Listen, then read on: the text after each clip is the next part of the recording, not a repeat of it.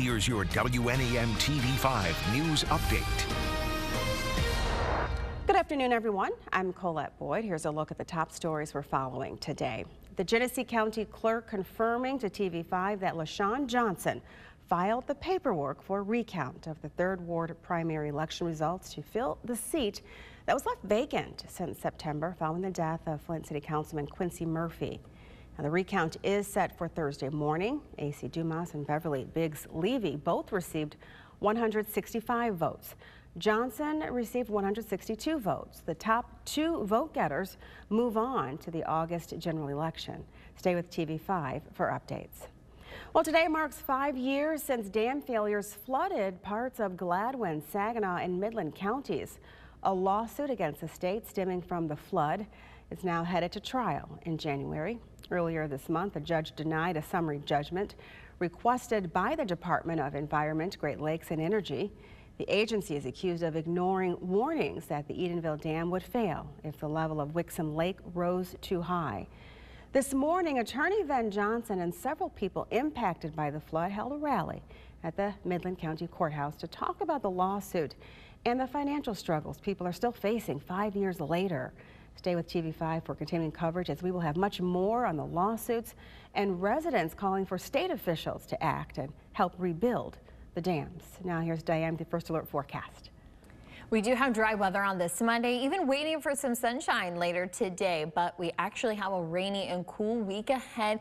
With Memorial Day just coming up here next weekend, we will find that it doesn't feel anything like you would expect for late May. We still have the spring showers that are pretty strong here. They will be scattered in nature for Tuesday and Wednesday, and then a little more isolated Thursday, Friday, but our weather pattern kind of has a system lingering and still some fronts that can support some rainfall. So just be prepared. It's not a lot of water that we're talking about, but it is just enough if you have some plans this week outside that you're going to want to be watching radar. Our latest hour by hour is a little bit ahead on getting that cloud cover pushed out of here. We'll already see some clearing in the thumb, and we're going to continue to see a little more sunshine towards the evening commute. As we go overnight, we'll keep those skies clear, but we still will find some higher level clouds already trying to arrive Tuesday morning.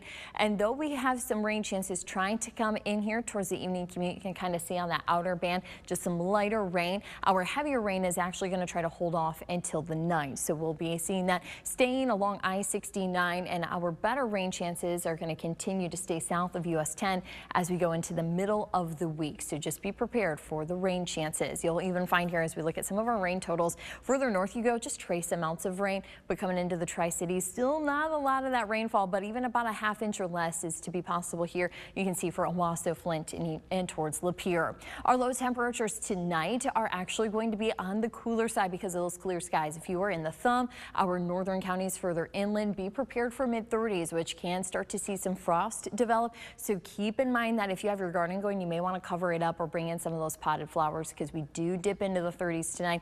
40s for the rest of the week on overnight lows. Highs, though, struggling. We only have 50s this week. Now, we do have the rain chances that are going to be holding, but at least the forecast going into the holiday weekend does finally start to dry out.